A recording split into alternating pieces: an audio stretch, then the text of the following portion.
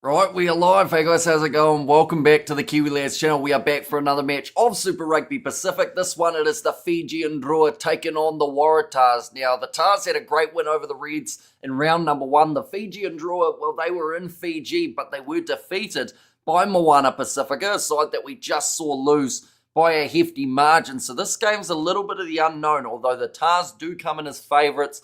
They are at home for this game too, looking to make it 2 from 2. The early stages of the competition. We have got Tosa Drua Tosa, time to wake up, no catch up rugby please, says Mr. Billy. Yeah, this side from Fiji, they are so dangerous when they get their momentum flowing. They can score multiple tries in quick succession, and normally these games between the Tars and the Fijian Drua, they're relatively high scoring. I feel like this one's going to be no different when they do take to the field. We have got there from Rangi, said, morning Kiwi lads, welcome in, hope you are doing extremely well, proud of my Canes today, says Pedza.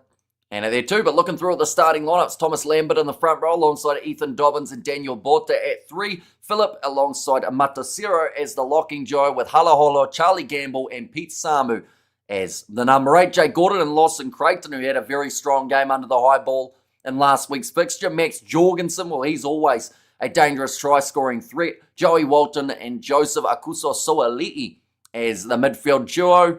Harry Potter out on the right wing, and then James Hendren, the youngster, as the number 15. Hiriti Hatit in the starting lineup for the Fijian Drua, alongside Zarel Tongiatame and Misaki Donge as the 3. Asoa Nasilasila alongside Timo Mainavanua. He is also the captain for the Drua at 5. Joe Tamani moves into the starting lineup as the 6. Mutakai Murray also coming into the starting side, and then Ilya Thanakai Vata keeps his spot as the number 8. Frank Lamani replaces Fines Leliawasa in the starting 9 jersey. Isaiah Armstrong Ravula comes in at 10. So actually a lot of changes for this Fijian Drua side, whereas for this Waratahs team, they have gone completely unchanged across their starting lineup, showing that they feel that team last week more than strong enough to get the job done. Rakuro out on the left wing, Rabitu and Samosama Vodre in the midfield, and then Ponepati Lokanamasi moves from the left wing out to the right. That is to replace Manasa Mateeli, who will instead make his way off of the bench,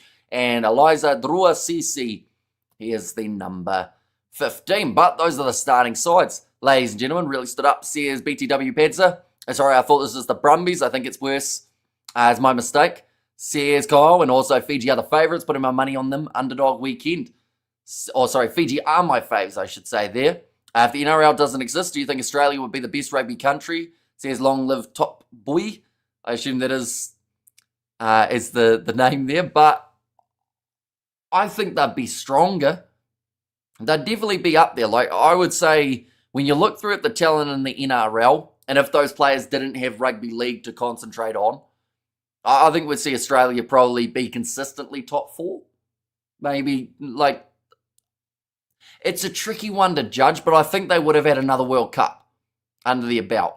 But of course, they're in a very different situation currently compared to what it would be like.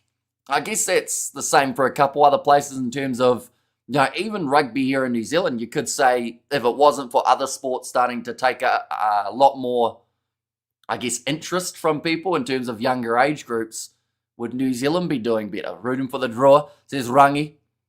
The typing world is really awful. I apologise, says Kyle Julius. But no, it is good to have you here nonetheless, Kyle, of course. We are just seeing here the ground.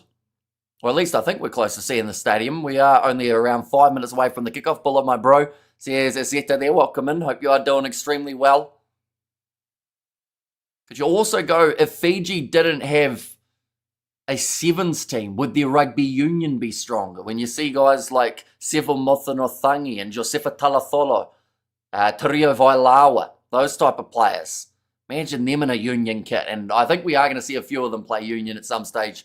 To be fair, Jorgensen smashed it last week. Yeah, he had a really strong game, Max Jorgensen, alongside a majority of his teammates. There weren't really a huge amount of weak links in that Waratahs team, so yeah, you'd assume they'll pick up and a little bit more of what we saw in last week's game as well. The Fijian Drua, they will want to fire here in the contest. They have got more than enough talent to do so. Like I said, normally high scoring when these two sides play off. And Super Rugby, looking through at their most recent games though. For the Fijian Drua, they were defeated by Moana Pacific at 40 points to 26. That was in Fiji, and that's something that doesn't normally happen. A loss on home soil for the Drua, whereas for the Waratahs, they had a big win up against the Reds. That's also something that doesn't normally happen, not by that extent, 24 points difference in favour of the Tars. Currently, that put them in second place, but of course, a lot can change now. They are already down to third due to the Hurricanes getting themselves the victory. Did they just say rain? I think they might have just said rain. There might be a little bit of drizzle around for this contest. Looking through at what is to come for these two sides too while we're at it. The Waratahs, they have got the bye next week, so they will not be playing in 7 days' time. Instead, they have got 2 weeks, and then they're back at it with the Canes. They then play the Reds again, so actually the head-to-head taking place very early. For the Tars, it is a battle of two blue side in the Waratahs and the Blues, and then Brumbies Tars, that is in 5 weeks' time. For the Fijian Drua, they have got the Hurricanes next week. So both of these two sides are playing up against the Hurricanes in the next 2 weeks' time. Then they will be playing up against the Brumbies, the Reds, and then they play the Blues in 5 weeks' time as well. And games are pretty good. I'm thinking the Tars probably going to win this one. They are expected to, the Waratahs. I think the betting line had them about 15, about around 15 points in their favour. But this Fijian Drua side, one thing that has really been mentioned a lot is the fact that they haven't got a great away record up against any side in Super Rugby. But if they can fire, they've got the physicality, they've got the skill in their team to be able to really get something going here. But the Waratahs looked like a well-oiled machine last week up against the Reds. In fact, they probably looked about as good as they have at the start of a Super Rugby competition. Without league, Fiji, Samoa, Tonga would be much stronger in union. Same with England. Says Demon the 11th, and Lakai was on form earlier, says Rangi. Yeah, I think their loose forwards are definitely going to be somewhere that the Hurricanes thrive throughout the season, although a lot of tries out on the wings for both sides throughout that match. I just really would have liked to see Fihi Finianofo get a hat-trick, though, with the fact that he gave it away and let Josh Morby score it, and then there was a chance for a return pass later in the game and no one gave it to him. Hopefully he gets one in the relatively near future. I think World Rugby is missing a beat by not elevating the islands more. If you think South Africa is big, you've got to see what comes out of the South Pacific. Just a thought. Says Ruby, I assume you're talking about size of players, right? Rather than population and support type of thing. Although anytime you see the Fijian Drua play, they always get the crowd, whether they're home or away. Moana Pacific, they're a little bit the same. Everyone loves to support that side. We see they've just said there that the Fijian Drua have never beaten the Waratahs on Australian soil, so they've got a bit of work to do here. But the Allianz Stadium, they would be more than happy to host an upset on the cards, other than, of course, the ones going for the Waratahs here. But there are a few Fijian Drua supporters in the stands who would love nothing more. Interesting to see if the Waratahs are for real this year. They looked sharp at the start of last season. Then they went to Wellington and had 50 put on them, and their season fell off a cliff. Says Freshman, it's all about that early momentum. And the good news for the Tars is they avoid a few New Zealand sides. Other than the Hurricanes and the Blues, they've got quite a few Aussie matchups around the corner with them playing the Reds as well as the Brumbies. So if they can win those games, points table-wise, that will give them a nice boost. But they will need at least a few wins over the Kiwi teams, I would say, to really push that top four. So whether or not it happens, we'll wait and see. But I feel like every year is optimistic for the Tars at the start. It's just whether or not it continues. And damn, Hamish, you know your stats true for professionals, says Parkin. I think it's just I have too much spare time, so I like looking through at stats and all sorts while waiting for the games to get underway. Of course, we've got plenty more taking place tomorrow for Super Rugby and the Six Nations, as well as a URC match sneaking in there too. Kind of wish there was more months in the year, because an Anzac versus Lions would be a ripper. That would be quite awesome. And something that I feel like World Rugby would never do, only because of the fact that, let's just say, for instance, if the Anzac Lions were to win the series up against the Lions, then I feel like that discredits the Lions as a whole. So they don't really want that. They'd rather have it that the Lions are still that prestigious side. But at the same time, I feel like it would also be massive for the North versus South thing. If you know him long enough, you call him Almish. Almish. Is that a reference I should understand, Ruby? Because I really don't. Is a South African Rugby, or is a Super Rugby South African tournament? It is not. So South African teams taking part in the URC and the Champions Cup, etc. Up in Europe. And AI-mish. Oh, I get it now. Sorry, I thought it said Al.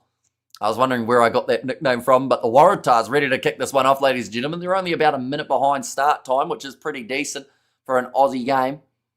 And we're underway. Fijian Drua to take this one just on their 22. Big collision on Ilya Thunakaivata, or Thunakaivata, I should say, by Harry Potter. The wizard got me all rattled. Now, told to use it here, Frank Lamani from inside of his own 22. Exit. And doesn't actually get it into touch, so the Waratahs will have a little bit of a counter-attack coming now. Lawson Crichton, big shot on him, round the halfway line. And via Fiji says Azeta, yeah, they need a good start in this match for the Fijians. That's a huge driving tackle. But the pass did go away on the outside.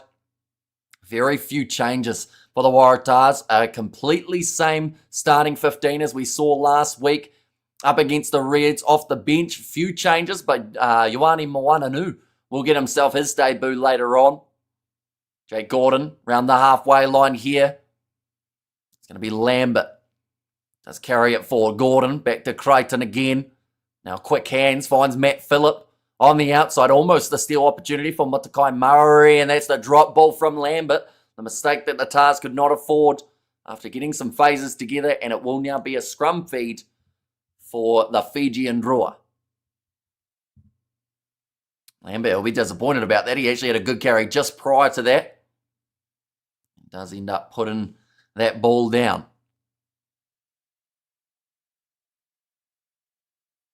Okay, Justin Harrison is, what did he say? It's more humid than a Roman water bath? Was that what he said? Something like that. I'm not sure what that means. I'm sure there's some sort of logic behind it. But very humid in Sydney by the sounds of it. Mostly clear. 24 kilometres of wind, but 25 degrees the temperature. They're dealing with at the moment. Frank Lamani ready to put this ball in for the Fijian Drua. Scrum. It has wheeled around, so they will have another reset. At least the Canes are on top right now. Says BTW Pads, so that is true. They sit themselves right at the top of the table, but as we know, can all change in an instant. Theoretically, they can still, not quite. I was going to say they can still be top 3, but they may still drop out that little bit.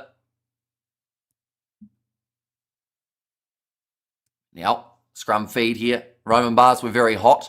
That's true. Says Demon the 11th. And Kane's looking pretty.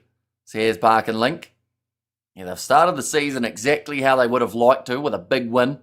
Pack weight's very even. 876 kgs for the Fijian Drua.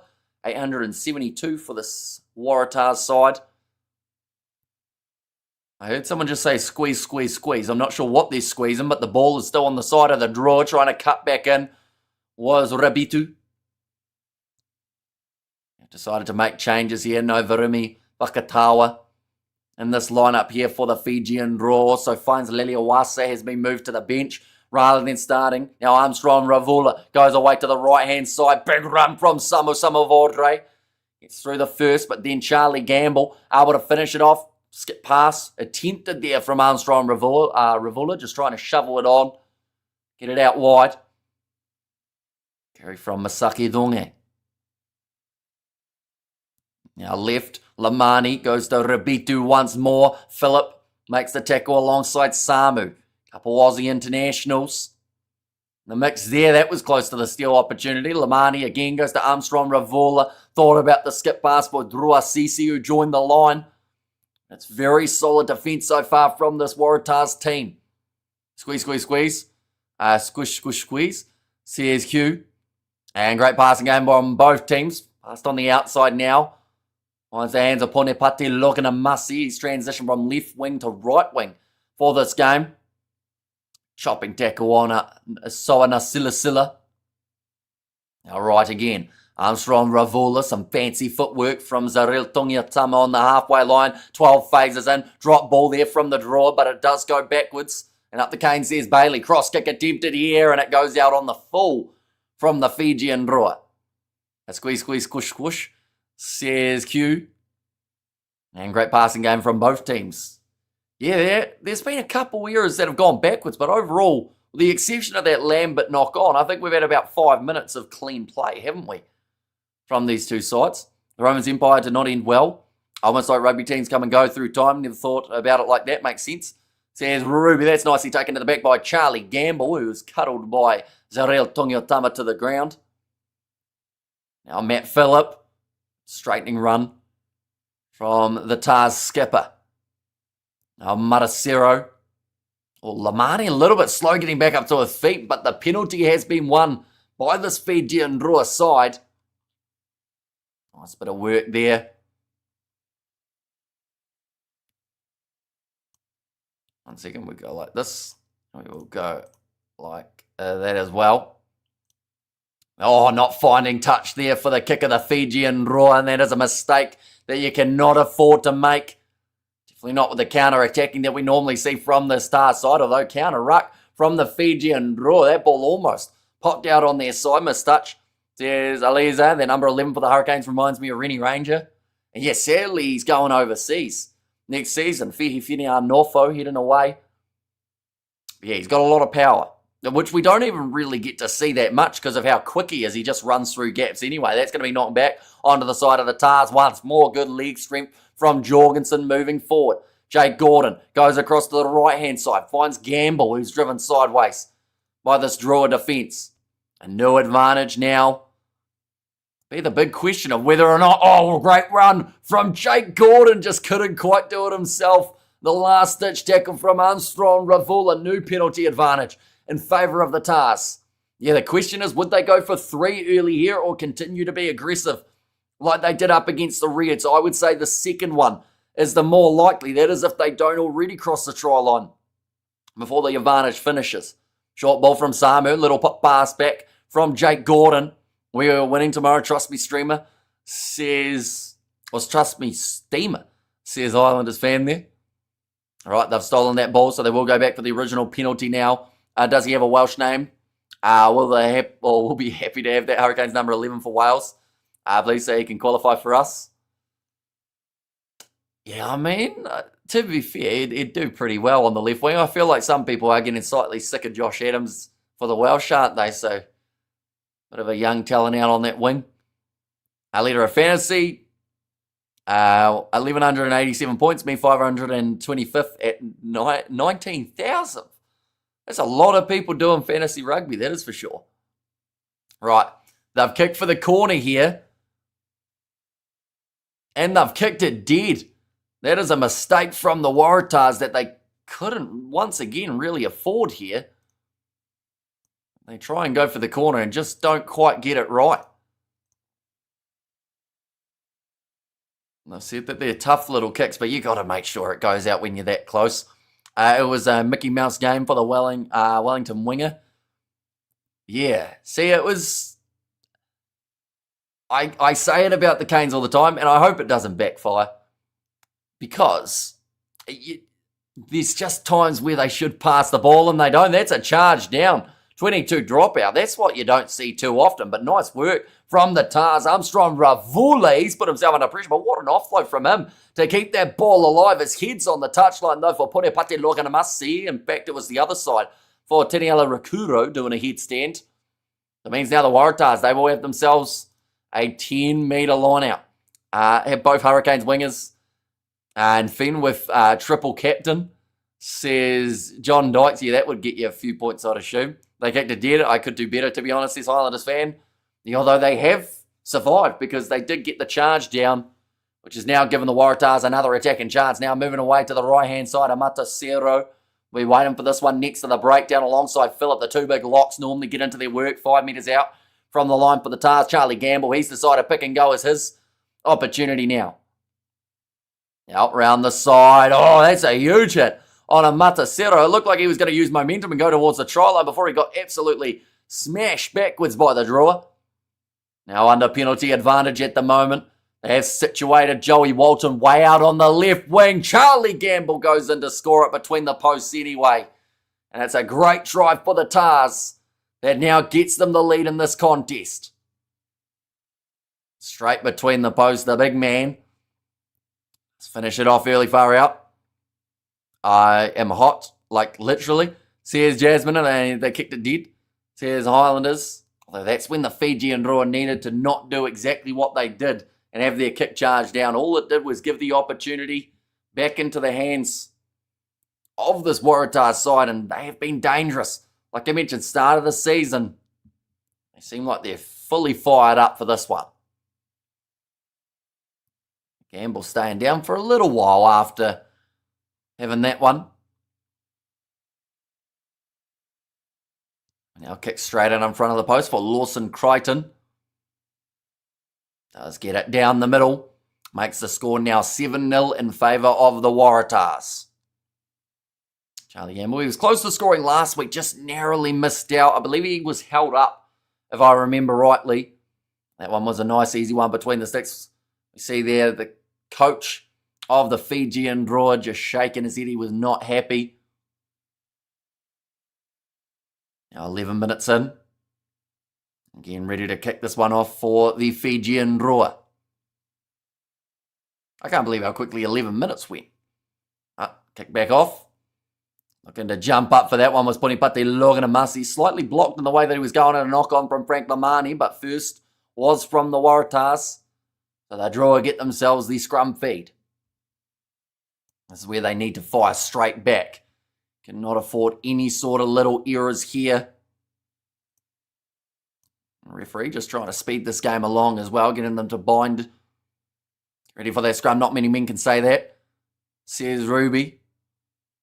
Many men, as in like Jasmine's one or something that I said. See, my problem on these streams is I talk too fast and then forget what I've said as soon as I say it. But I assume it's Jasmine's. Maybe. Now Frank Lamani. Ready to put this ball in for the Fijian Drua. They will be 35 metres out from the Waratahs line. So a decent position on the park.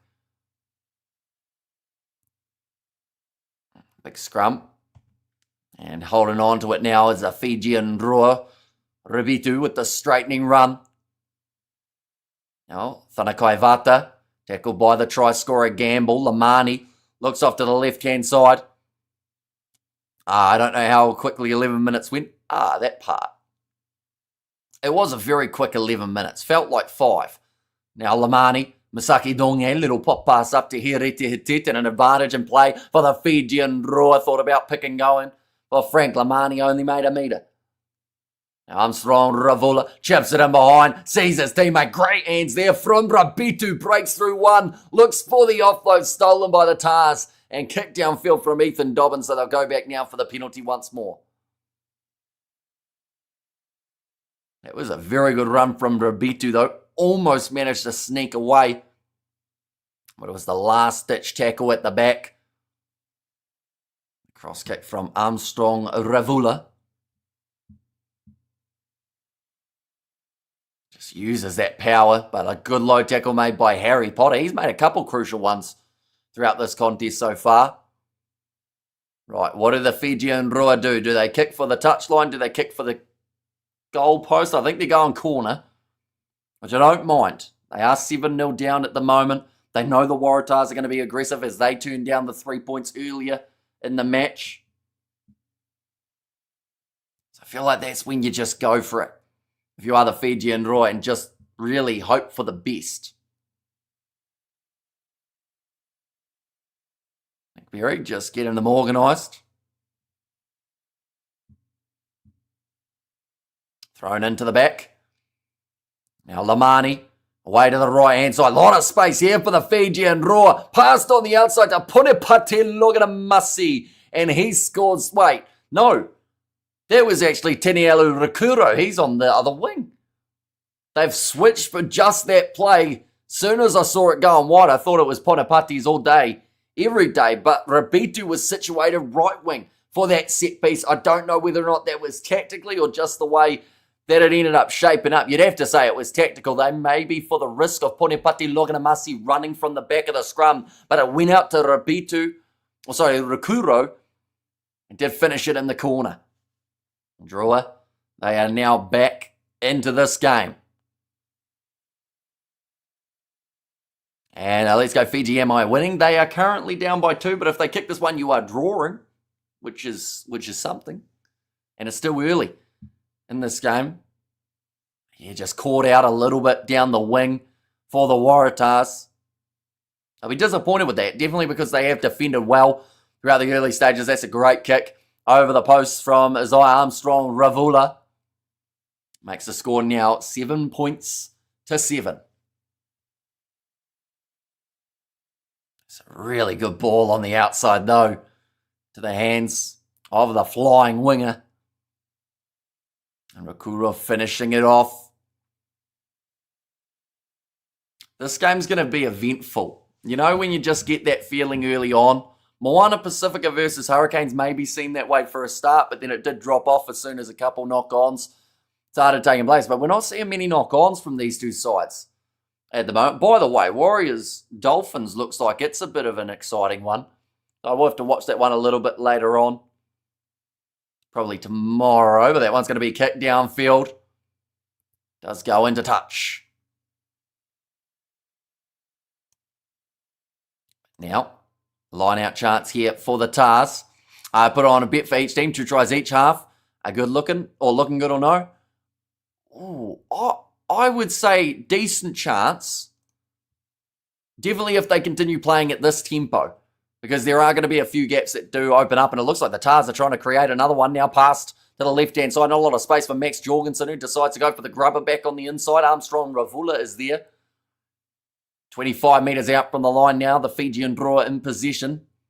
Kicking downfield, it will be Frank Lamani chasing after. This is the try scorer, Rakuro. In fact, 2 men after him, one of which is Soana Silasila. Had to check. I'll make sure if Benji is okay, you know. Chores says Ruby. Now on the halfway, the Fijian Drua managed to get the steal just as I mentioned how he hadn't had many handling errors. I think the Waratahs dropped that one cold. Now Drua Sisi steps round one. Waiting patiently for that next offload chance, but they decide against it for now. Back into the pocket, Armstrong Ravula. Kicks it high and sideways. Definite sub for that quick reply. Thanks, my bro. Says Scratchy, no worries at all. But yeah, we'll keep you posted. It should happen, but you just never know. Because, like, these sides, we could easily see 40 points to 40 here when they play. I'm going to have a quick look as well. Last year, when these two sides played off, where is it? The Waratahs, Fijian Drua, it was 28-14 when playing in Fiji. And then 29-24 when they played in Australia. I stuck on 100 payload at Drua. It's 5.75. May have to kiss that 100 goodbye, but check the worry in my eyes. Do you want to hear my fantasy player I've got for this game? Go for it, Highlanders fan. Hopefully it's someone who is going to go for the full 80. I know that some people would have been picking players from that Moana Pacifica Hurricanes game who didn't even go for the 10 minutes of that contest, unfortunately. I'm just going to have a quick look now as well. Waratahs, that was on the 28th last year. Who scored all the tries in that game? We saw a penalty try for the Tars. Dave Parecki, he's not playing. Langy Gleeson, he's not playing. And the rest were looking like penalties. We also saw Matasera. Oh no, Gleeson got 2. So no one who scored a try in that game for the Tars is playing in this match.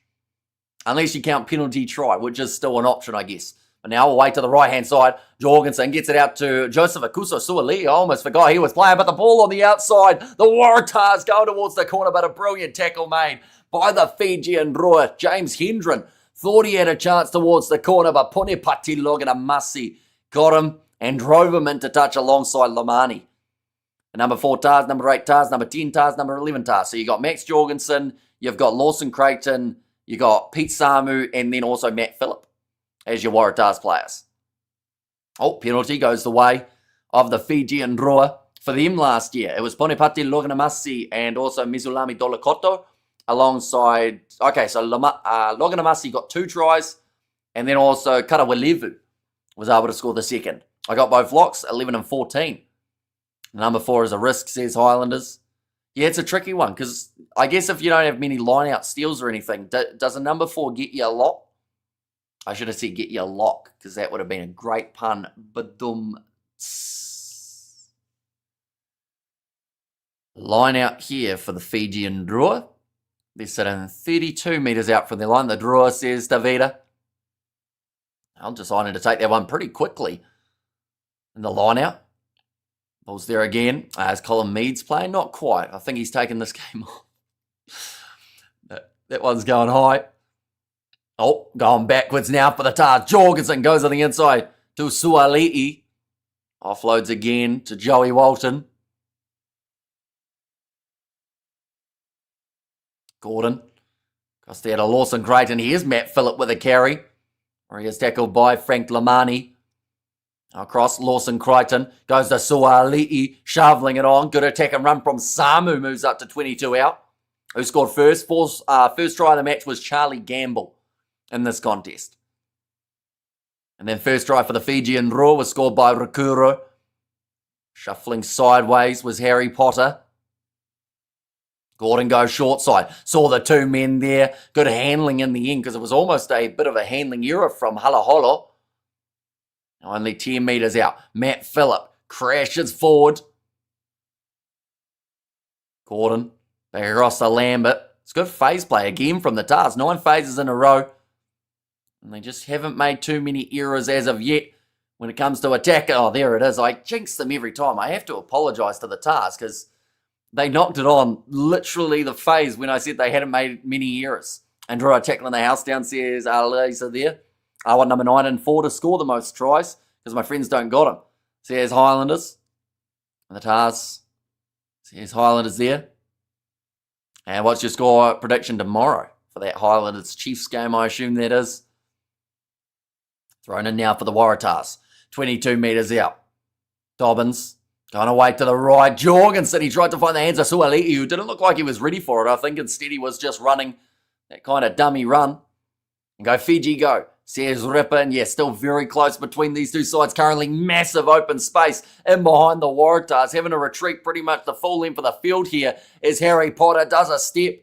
Boots it towards the sideline, and in the end, a tremendous kick from Harry Potter.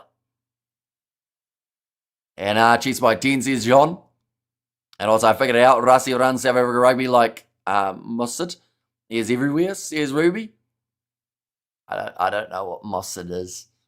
I feel like any sort of like reference to the real world or like movies or anything, I am completely oblivious.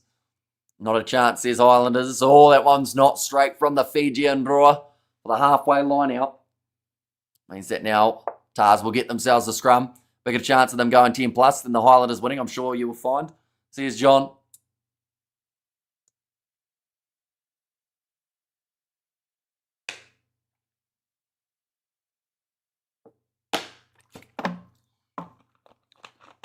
Look there, Fiji is a good place to get fresh coconuts off the tree, I believe. Says Jason. See, I've never been to Fiji. I'd love to go, though. My family have been a few times, but I've never been with them. So, have to put that one on the bucket list at some stage. I want to know where to go in Fiji, though. So, anyone who's in Fiji at the moment, of course, you guys are probably going to be the best, I guess, best sellers of where to go. Where do you think? For someone who's never been to Fiji, where's the area to go? Oh, yeah, there, Tossa Drua. Tossa says Ripper. Now around the halfway line. Nice carry forward from Hendren. Go to Nandi. Says Highlanders fan. Now off to the right. Trying to move this one forward around the halfway line for the Waratahs. Let's go to the draw. Says Davida. Told to use it again. 24 minutes through, and what looked like it was going to be a high-scoring first half has kind of hit a grinding halt. Take from Armstrong Ravula under the high ball. A low tackle from the Tars. Charlie Gamble wanting that steal in the breakdown. Go the draw, go. Says Stitalai. The wingers we have currently, he ain't there, says John, and the penalty awarded to the Fijian Drua. Lamani just staying down here for a little bit longer. Howdy, Hamish and everyone. Head says Tars, heart says Drua. Says Studs Race. Yeah, see, I feel like the Fijian Drua, they are everyone's favourite second team to watch play. And currently $4.80 underdogs in this contest. Total points is expected to be quite high in this game too. But once again, we've hit that grinding halt. This game is more exciting, says Liza. And also the Drua, says Ruby. You can either smash the draw at home, have a very, very close game against these Highlanders. Maro Itoje was on a Reddit page asking some questions, and he was asked what's the hardest tackle he ever received, and he says one of his teammates that was South African tackled him so bad. Says QQQ going to the short side now. It's going to be a good attack and run from Zariel Tungiotama, showing off a little bit of foot work there too. Now here it hit. Ball's there once more. Advantage in play. Looking for the grubber in behind. They get back there with Gordon. Okay, they're going to go back now for the penalty once more. Tangitau at 14 over Narawa and Reese. They said it felt like being hit by a samurai sword. Says QQQ. And went away from a home soil Drua. Yeah, it would be massive for them. This Fijian Drua side, they are not known for away victories. That is the sad reality of their competitions. I'm just looking through. The last time they won an away game. I'm going back far. At the moment, I'm currently in February. They lost those ones. We're into January. We're going to have to go back to 2024. I think it's been a couple years, hasn't it? Since the Drua won an away game. I remember that stat from last season. I'm still going. We're back in the close game with the Waratahs, 39-36, but that was in Fiji, 39-36, a common score in that month. Yeah, I'm back in 2023 now. Still looking for a draw away game win. They lost to, they won up against Moana Pacifica 47-46. But that was at home. I'm going far. We're going to have to come back to that because it's taken a while to find it now. An advantage here for the Fijian Drua. Currently sitting right next to the sideline. Penalty awarded. Oh, Masaki Donge wanted to take that quickly, but I think it was Frank Lamani. Slapped it out of his hands. If there's any player that you would not want to be tackled, who would it be? Pretty much all of them, to be fair. There's not much of me, so they'll probably break me in half. Right, last away game that the Fijian Drua won was in February 2023 up against Moana Pacifica. Fun fact, they also won the week prior away from home too. So that's something. Now, charging forward. So yeah, it's been over 2 years, almost 3, since the Drua have had a win away from home, and now they're in a good position. 3 meters out from the try line. Lamani moves it away to the left. Mutakai Murray gets them within a meter or so. He tried to go, oh, that was silly. Really bad call from Mutakai Murray there. He tried to reach out and touch the try line, but he was still probably a meter short and knocks it on in the process. Hey, there's my guy, Harry Potter. Says Taiwan. I'd hate to be tackled by Marty Holler. Brian Lima. Says Q. Now 28 minutes in. Be quite curious to know what the Fijian Drua away record actually is. In terms of percentage. Because I've gone even further back. And they beat the Rebels away from home. That was in 2022. And then outside of that, so they've had 3 away wins in the whole existence of the Fijian Drua in Super Rugby. Should have taken the scrum. Says Liza Drua should have bet the Canes away last year. They got screwed on and off the field. Yeah, to be fair, they have had some times where they haven't been able to help the end score because of certain decisions. Jake Gordon. Been handy enough. He's probably in the running again for the Wallabies, I'd say. I can't believe the scoreboard. I can't believe we're still only 7-7 at this point in time. Now, big scrum again. This time the Waratahs get themselves the advantage. Now, going for the cross kick here from Joey Walton. It's going to bounce awkwardly around Max Jorgensen, so they will go back now for the penalty again. Hamish, are you angry for you or at you? What am I being angry for you at? Mohadeen, do let me know. Now just showing Nadolo on the sideline running water here for the Fijian Drua. Wait, is he running water for the Fijian Drua or is he running water for the Waratahs? Because he's got a tie with both teams, doesn't he? I don't actually know who he was running water for. I'd assume it's the Fijian Drua. One is so embarrassing today, says Stay Hunky. And a lousy cross kick.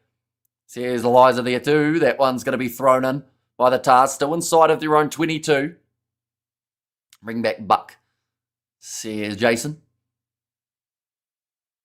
Now we move over to the 30-minute mark. RDC Springboks might play the Barbarians again. I did not see that. Oh, that's a loose ball bouncing up there for the Tars. Into the hands of Harry Potter. Driving tackle by would have been Rabitu. Now moving forward again. Halahoro. Drag down 25 out. This is where the Drua have to be very careful. It was off the counter-attack that we saw the Waratahs score last time, but there is now a knock-on. And that means that it is the Fijian Drua's ball inside of their own half. The Fijian Drua playing good rugby at the moment. They're not doing too badly. Both sides have probably had a couple more handling errors than they would have liked to have. But that's been the case with most Super Rugby games that we've seen so far. It's normally the early weeks you see a lot of errors with the ball, and then as the competition wears on, players start to find their rhythm. This game is making me tired, says Islanders fan. Yeah, it's a fast tempo that these two sides are playing at. Also playing in the heat and humidity. Now, I would say that almost has to favour the Fijian Drua just a little bit. They are used to that humidity and the heat playing rugby in it. If it started raining randomly, they'd also be used to that. Fijian weather can be unpredictable. But that's what makes the games that take place in Fiji so entertaining. You can have sun for half the game and rain for the other half. And it's whichever side adapts better. Kick this one high. The Drua have won 3 away games in pre-season. More than the regular season. So here's John. A little bit of a juggle there for Rabitu, but he manages to clean it up, gives it off to Asawa Nasilasila. And the counter-attack for the Drua starts up again. Here, Rete Hitet. He would have loved to go himself, but he didn't back his pass. So instead, does take the collision. Lamani with the short ball. Drua on hot attack now, though. Mutakai Murray won't try and reach out for the line this time. He's still 14 or so metres away from it. Drua playing 30 all the time, says Highlanders. Barbarians are playing in Nelson Bay. Now that's a big shot into the midsection. Matt Phillip. Going off to the right. There's a penalty only coming by the sounds of it for this Fijian Drua team. Lomani looks with a kick in behind. Good pace from Rabitu. And that one's going to be slapped back by Jorgensen. Does just enough to stop the try chance. And let's go the draw, says Fred Stone. Tars will make them choke in the second half. And as a wet ball problem, it's probably slippery, just with the fact that it's the evening game and a bit of humidity out there, so a bit of sweat on the ball. It looks like they're actually going to take 3 points, though, here for the Fijian Drua. Arm slap back, penalty try. Yeah, I think they're going to try and argue that Jorgensen was trying to score it, but he wasn't. Like, that one was slapped dead. It hasn't been checked. Rabitu had that initial line break. He's got real pace when they do those little chips in behind. And then Rakuro just not quite able to finish it off. Did New Zealand get a coach? Not yet. They're still waiting. Probably going to be another 3 or 4 weeks until they finally make up their minds. Second half will open up for the Tars, says Bailey. Yeah, it's a hard tempo that these two sides have been playing at. The kick has gone straight down the middle from Armstrong Ravula, so that will make the score now 10 points to 7 in favour of the Fijian Drua. They are now $3.60 underdogs. Jorgensen absolutely slapped that dead. He really did. Like, the only thing that they might try and say is because both men were contesting for it, there's a chance that he didn't mean to, but he meant to. Like, that other angle showed that he probably got away with that one. It's Caleb's man. Still playing for the Drua. That's a drop ball. Or Caleb Muntz, I assume that is. I think so. Or at least I don't remember seeing him going overseas. Are you ready for the job as coach? No, I'd hate to have that job. I think it would be one of the worst jobs to have. Because, like, even if you win, people still hate you if you don't select their favourites. And you're not going to please everyone. So it's just like, you got to have thick skin to do the coaching role of any team, let alone an international side. It's me, I'm the All Blacks coach, says Jasmine. That would be quite the plot twist, wouldn't it? Not so much you yourself, Jasmine, but just like they named someone who wasn't even one of the high profile guys. You know, Dave Rennie and Jamie Joseph both seem like they're going to get it. And then they just give it to some random bloke who's coaching an NPC side. Big mistake says, Liza, you should become coach of Wales. You would love that job. I probably, to be fair, I don't mind like the Welsh crowd. Like I love watching games at the Principality. They just wouldn't like me if I made their team lose. What did you build this week? Did you build a triple story? No, we normally, when we're building, it's only on one story most of the time. But this week we ended up pouring. Oh, that's a nice run. Again, from the Waratahs. We'll come back to that in a short moment. Although there was plenty of pouring going on this week, but mainly rain as well. That one's going to be the penalty awarded to the Waratahs for a player going down to his knee. And now, chance here to be able to go for the 3 points for the Tars, or they might kick it for the corner. And this knock-on undermines their lead. Undermines their lead. I think they're talking about Jose Mourinho. Says Ruby. And Neil Barnes all day. Which of you could coach any team? Who would you coach and what club side? Who would I coach? See, the easy answer would be like the local club, but I wouldn't want the stress of like losing, living in a small town. You'd have so many people come up to you and go, why'd you do this? Why'd you do that? So I would say just a random team on an island somewhere. I will coach them. If you know any random teams on an island who play once a week on a Saturday or midweek, let me know and I'll put my resume down. If you were a world-class coach, if I was.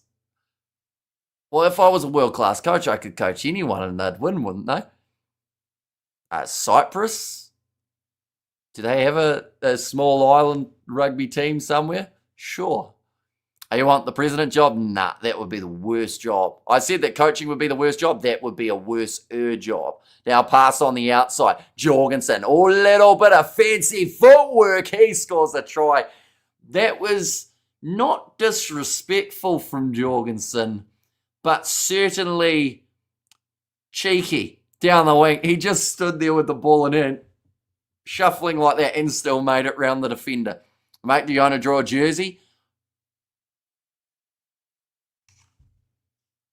Oh, I put it in my room. I had a t-shirt with the Drua logo on it. But it's no longer here next to me. Normally it's in arm's reach. But I had a bit of a tidy up, so now, yeah, it's in my room. But I have got a couple bits of Fijian Drua merchandise. Well, Jorgensen, he's brilliant. He's getting better all the time. Cyprus apparently had the biggest winning streak in world rugby. I don't know if they had that anymore, says QQQ. And Mr. Kiwi Sir, how are you not tired? If I'm not wrong, you work in construction, right? And you still doing this? I know, hats off to you. Says Taiwan. I think it's just because, like, watching rugby, it seems like it should be something that keeps you awake. It's only really the late night live streams that hit you hard. Like, currently, this is only the second one of the day, so we're cruising. But tomorrow, when we got 5 in a row, by about that 11th hour, I'm probably going to start feeling it. But, yeah, until then, we're good to go. Away game record 2-3 in 2017. Oh, you've actually gone before the Super Rugby Pacific days.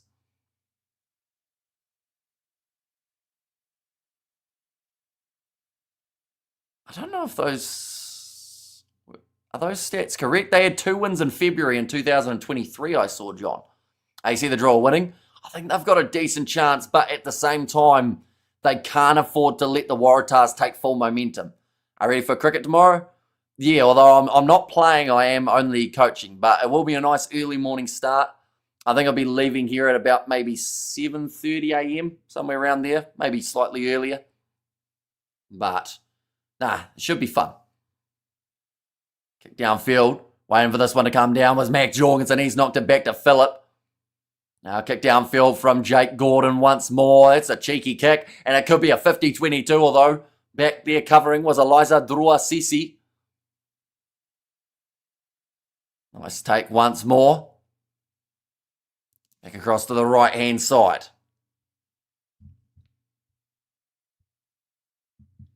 Oh, slapping it back. Oh, loose ball. Picked up by the draw. Oh, no, it's going to be an almost counter-attacking opportunity, but I don't know why he's tried to kick that one. It seemed like they were going to be running through for a very good chance of scoring, but instead deciding to go for another grubber. Now passed across to the left, though. Quick hands. Pete Samu has the man with him. Jorgensen scores again. Remember about 30 seconds ago when I said the Drua cannot afford to give the Tahs momentum? Well, they've got all of it at the moment.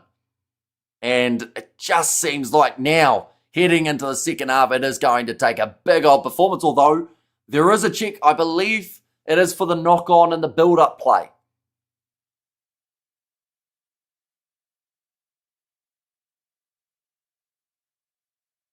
Okay, they are just checking to see if the last pass is actually forward rather than a knock-on. My apologies. Are you doing Monday morning game? Yes, I will be. What's happened to the game? At the moment, the Waratahs are all going for it. That's a fine pass. That looks completely fine to me. Look backwards out of the hands, but I could be wrong. I will need to see a different angle. Oh, no, sorry. It's the pass before. Yeah, that's closer to forward. I think it's a pass from James Hendren.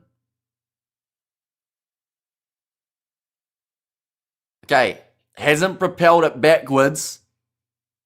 So because of that, I think this is going to be no try for the Tahs. Although, Lawson Crichton's getting ready to line up the kick here. Okay, Crichton was trying to do a little bit of gamesmanship there. He was putting the ball down on the tee, pretty much going, look, boys, we've seen it. It's all good. I can put it down. But the decision from what I heard from Nick Berry there was that it came forward out of the hands. So it will be no try. Draws in 2017 is 6 wins, 34 losses, and 2 draws. So here's John. And the pain says Ruby. And can you do the under-20 Springboks game Sunday? Do you know what time it's taking place, though, Mohadin? Because it may overlap with the Six Nations. And also, I don't think there's any way to watch it here in New Zealand from what I saw. Because I tried to look for that game on, I think it was Wednesday morning New Zealand time. And we didn't end up being able to find it. But halftime in this contest, ladies and gentlemen, a little bit of an anticlimactic end to the first half. But 14 points to 10. 2 tries for the Waratahs. 1 for the Fijian Drua here. Absolute jokers, the refs, says Stephen. Okay, Lawson Crichton just saying what the keys will be in the second half of rugby. The Drua now $5.75 underdogs heading into the second 40. Not bad, Fiji, not bad, says Ruby. And what I'll quickly do while we're at it, ladies and gents, while we're at halftime, these are the matches. No, they're not. These are the matches that are taking place. Don't worry about when the match is taking place as well, like the little timer, as they are slightly wrong, as you can see. But these are the matches for this weekend. The Crusaders, they are playing the Sunday afternoon game up against the Brumbies. So we will have 5 matches tomorrow in a row, starting with Highlanders versus Chiefs. Following that, Force versus Blues. Then it is the Lions versus the Sharks in the URC. We come back for 2 games of the Six Nations, including Ireland versus England as the first and Wales, Scotland as the second. And then after that, there is that Sunday game that we'll be covering on the channel too. As you can see, a lot of games that are expected to be kind of one-sided, but not quite, around that 10 points, splitting a majority of these games as expected. Although the 2 more one-sided looking affairs were supposed to be these 2, particularly the Hurricanes versus Moana Pacifica. Now, just before the game, Moana were actually $13 underdogs, so it went from bad to worse for that side. They did score first in that game, but that was it. Up until Patrick Pellegrini scored a lot later. These are the matches next week. Moana Pacifica will be taking on the Western Force as the Friday night game. Reds versus Highlanders. That is at the 9:35 p.m. Fijian Drua and the Canes. Then the early game on Saturday. Chiefs versus Crusaders, and then Brumbies versus Blues. Now, we do have a bye week in the Six Nations next week, but the URC is back. So we will still have 5 games in a row, just with different competitions once again, without the Six Nations. So busy times on the channel, that is for sure. New Zealand cricket playing tomorrow? I think so. Or maybe the next day. I know that they're playing in a match very soon, T20 World Cup. I know that it also overlaps, so we won't be able to cover it. I was hoping to do a little bit of the group stage, the group 8. They play Pakistan Sunday morning New Zealand time, 2:30 a.m. So that would be 3:30 p.m. for you guys in South Africa on Saturday. And that's going to be the same time as the Six Nations. So that kind of doesn't work out. We have there England versus Ireland. Who do you have winning? I think England will bounce back, but it's a tricky one because Ireland will come into that game a little bit fired up, wanting to get themselves the result after not quite firing in that game up against Scotland. England needs to beat Ireland for Scotland to have a chance. And Sunday morning NZ. Can we start asking questions now, like stats? AI Mish says Ruby. Why don't you like me, Hamish? Says Mohadeen. Who said I didn't like you? You do confuse me, Mohadeen. I'll be honest. You're probably the person out of everyone in the chat who asks the most why I don't like them for no reason whatsoever. So that's probably... I'm more confused by your intrigue or your random questions about why I don't like you and why I'm angry. But outside of that, you're all right. We have there whatever was doing the bet thing rating and making the Brumbies $4 and other Australian things for the bets. They're on meth, says QQQ. Yeah, I would have given the Brumbies a bit more of a chance too, to be honest. Just from what we've seen. Like in their first game, they were pretty strong up against the Western Force. And I would have had the Force as a bigger underdog up against the Blues than I would have had the Brumbies up against the Satyrs. Question comes up in every stream. It does. Every stream like clockwork. It's normally I get the why do you look angry? Why don't you like me? And then there's one other that I can't quite remember, which we'll probably get in the second half as well. Read my last chat. England needs to beat Ireland for Scotland to have a chance. I read that one, John. Are we all like you, Mohadeen? Take it easy. Says Ruby. The second half of this contest just about to get underway. I'm feeling sleepy in this game going, or is this game going anywhere? I think it's going to be potentially a close finish if the Waratahs don't score twice within 15 minutes. The before that England one. So you wanted me to read your previous chat before your last chat. And it's literally Highlanders 320 sounds about right. I see. I go Fijian Drua. Says Mirror. Or I'm going to butcher your name. I hope that I don't. So bear with me. Is it Thani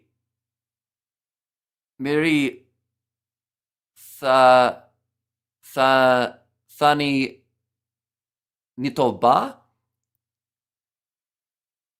Miri Thangi Nitoba, is that how you'd say it? I do apologise if I've absolutely butchered it, by the way.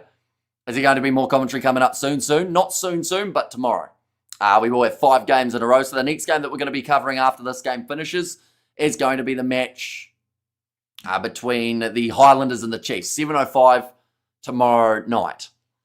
England's going to smash Ireland, calling it here, 46-8. And also we have got the, okay, Sweet says Taiwan. Did Tai successfully hook you up? He did not, no. I think his comment was that, although it was on the live stream, wasn't it? He said that his mother said that I was too young, which is pretty much what I expected to be said. And then he said he was going to set me up with his cousin. But I haven't heard anything about that setup yet. Gaz, what games do you stream in the morning? Says Cats and Owls. So we've got Highlanders versus Chiefs, Force versus Blues, Lions versus Sharks, England versus Ireland, Scotland versus Wales. You know, I'm sorry for that, Mr. Kiwi. And I have to make an important decision now. It's noon, the sun is high. Should I go for a cold beer or a lukewarm cider? Says Ruby. You got to go cold, don't you, rather than warm, unless warm beers or warm cider's what you're into. Hamish, aren't you like 40s or older, something like that? I'm 54. Are you getting married next weekend, Hamish? Yep. Going to be lining up. I'm going to pick a random person on the street and just propose, and if they say yes, we'll do it. But if not, then I guess I'll stay alone for a bit longer. My cousin said she has a boyfriend, but he doesn't have to know. You're persistent. I'll give you credit for that. You're a problem solver, Ty, it would seem. If you ever write a CV for a job, you put that on there. Say your problem solving skills are top notch. I agree. You should be a politician, Hamish. No, I'd hate that. I'm too indecisive. I just end up in a scenario where neither option's good, and I have to pick one, and then I'll just quit and leave. I'll just take a lunch break and then just fly to Mexico and stay there. Exactly, my CV is insane. Says Taiwan. And when Henry Pollock scores a hat-trick, he's going to be looking at the screen and he's going to be saying, are you taking the piss, says Q, and who is going to win? At the moment, halftime in this contest, Waratahs lead by 4, but there was a disallowed try right at the end. So it could have been worse for the Fijian Drua, but they are still in this game. Underdogs in this match. They haven't had a huge amount of success away from home, but could be their first away win in about 2 and a bit years. In fact, almost 3 years now. Here he's going to be saying that to you, John. Says Q. But yeah, Fijian Drua want to win this game. They have to strike within 10 minutes. Because the Tars have been finishing matches well, and they also have Ioane Moananu, who is a bit of an impact player that some people may not even know too well. He was at the Crusaders, and he is definitely a starting threat in this Waratahs team. Going to watch Freeski half-pipe. Men's got 4 New Zealanders in this one. Says Jasmine.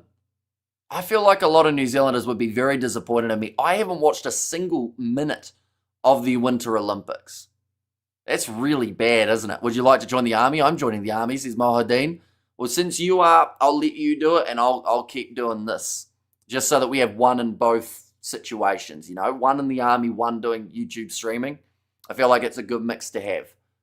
And Hamish, I might cook here. My other cousin is looking for a boyfriend. She is 24 and works for Red Bull. This might work.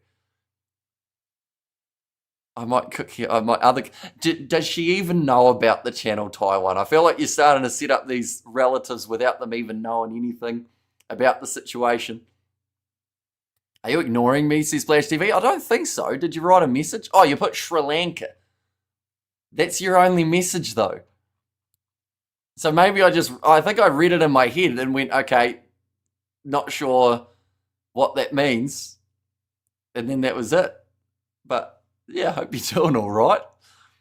I got to check out the ice hockey and biathlon. Both men's and women's, very entertaining. Says Studs Race. Okay, so she doesn't know, but she will for real.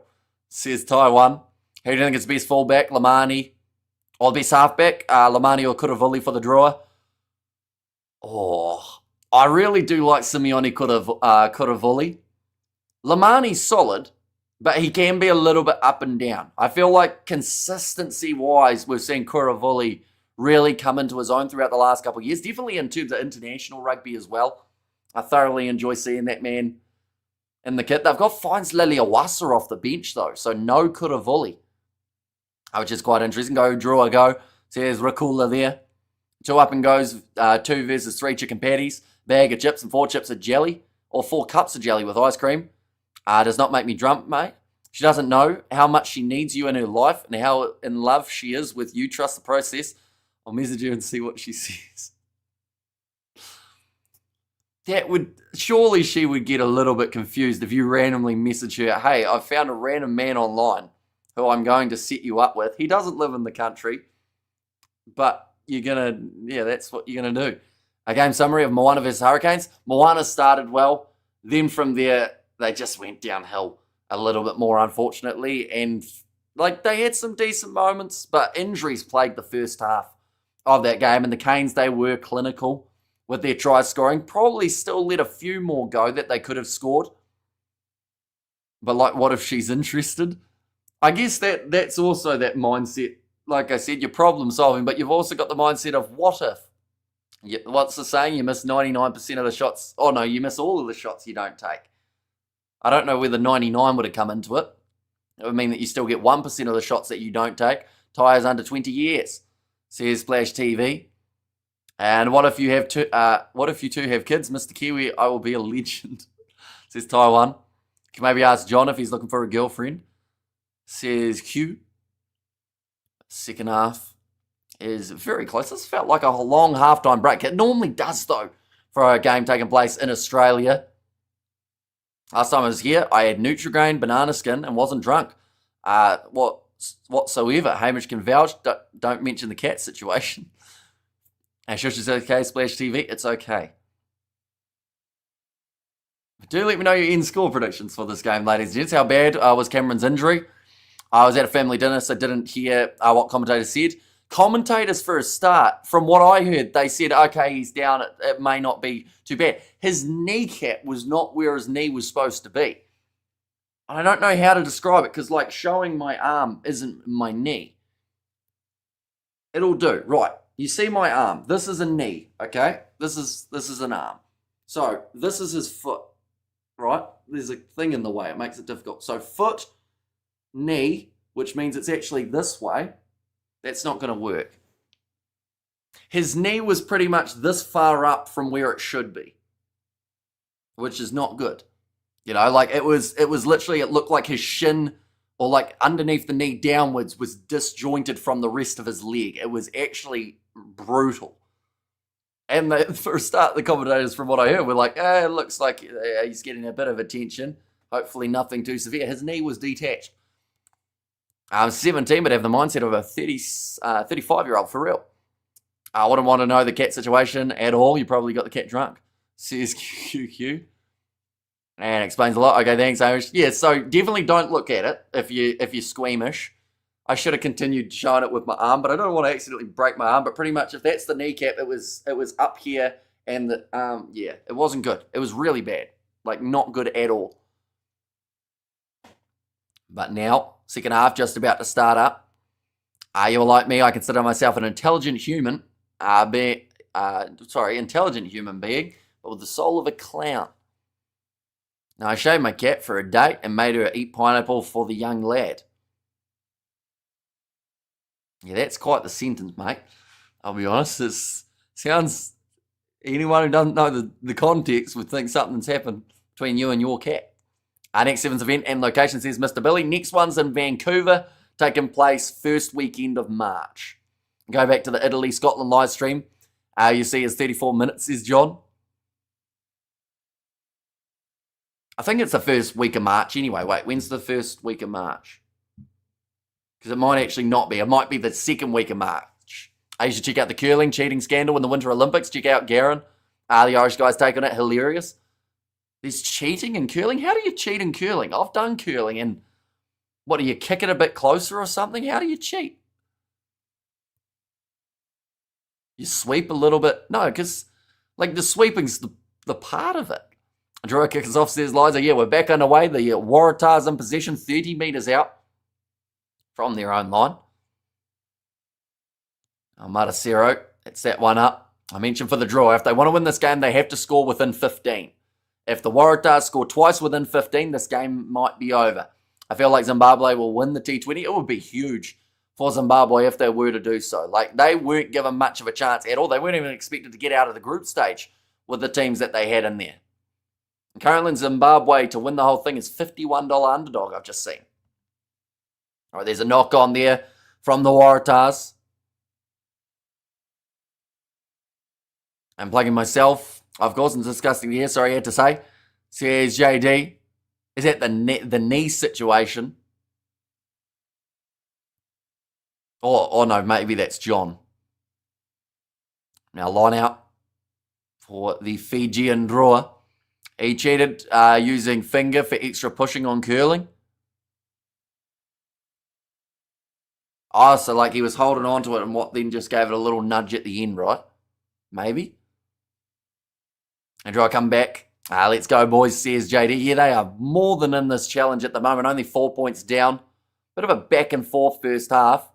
Some really good moments for this Drua side, but the Tars, if they strike quickly and early here, you just get that feeling like it could be done. Barry just asking for both sides to get themselves all set and ready for this scrum. Bind up quickly. Possession 51% in favour of the Fijian Drua compared to the 49% of the Tars. So very even. Territory-wise, though, we're seeing more for the Tars and an extra 150 or so metres. Let's focus on the rugby. I think we need the Drua to do their savage burst. Says Ruby. Now,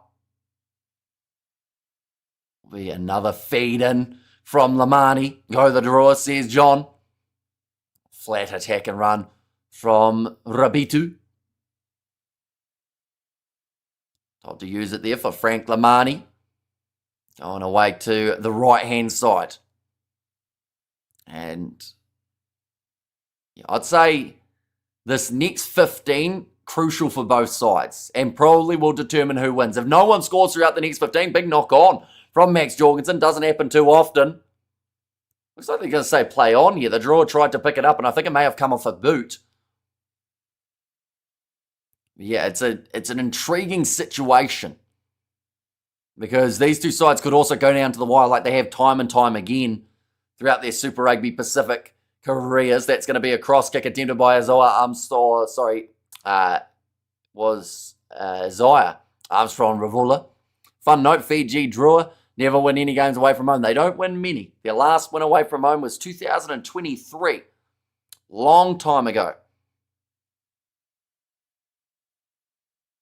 It's good low tackle on Crichton by... It was actually by Manasa Matieli, which means that there has been a change here for the Fijian Drua in their forward pack. And it looks like, again, the Drua, after winning themselves the penalty, will opt for the 3 points rather than the 7. This will be their second 3-pointer of the match. So Ponepate Loganamasi is actually the man who's been taken off. Which is, of course, not ideal. And not a big fan of low passes. I don't think anyone is, to be fair. Like, if you're the guy receiving them, it sucks, because if you put it down, there's still people who will say it was your own fault. Ready to boot this one for the Fijian Drua. And it goes over.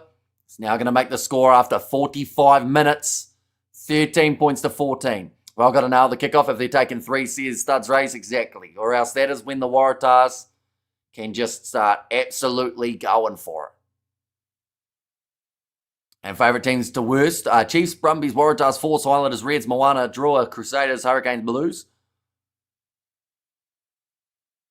So favourite teams to worst. So that means you don't like the Blues the most, right? Is that the way that it works out?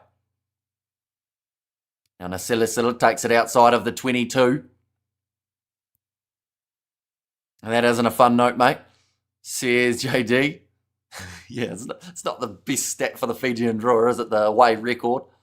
And Chiefs will win the Super Rugby, says Mohadino, who's kicking for the Drua. Isaiah Armstrong Ravula, the man in charge, and currently sitting 3 from 3. Manasa Matieli managed to get that ball back, but the Waratahs jump on it and take it back almost instantly. Now Gordon goes away to the left-hand side. Amata Sero, another drop ball. This time it does travel forward. Frustration, though, at the moment.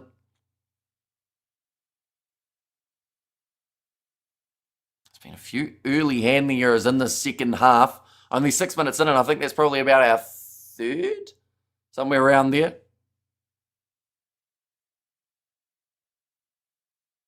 And now another scrum. Taking a little bit of time out of the game. Not a bad thing, though. Player gets that in the back of the head. Pete Samu by the rugby ball. But yeah, the fact that there is more time getting taken out here means that both sides should still be relatively fresh. Whose ball? It will be the Fijian Drua scrum feed. She's my favourite. And after the Reds, that's the team I start hating. Understand or no? So Chiefs from 2 worst. Yeah, so Chiefs your favourite. Yeah, so the Blues are your least favourite, right? And knock-ons are piling up. Yep. And during crucial moments in this game too. Oh, that's a penalty to the Waratahs against the scrum feed. Knee going down on the near side. That's a big call up against the Drua. Are we doing all Super Rugby games this weekend of Six Nations, or are you missing 1 or 2 of Super Rugby games? I am planning on doing all the games, so 2 matches of Super Rugby, then the URC, then the 2 games of the Six Nations, and then Super Rugby on Sunday too. So we'll have about probably 10, actually it'll be more than that, probably about 11 or 12 hours of union matches throughout the next about 36 hours. Why a lot of knock-ons? Is it raining? It's very humid, which I think has caused a lot of the errors, but still probably more than both sides would have liked by far.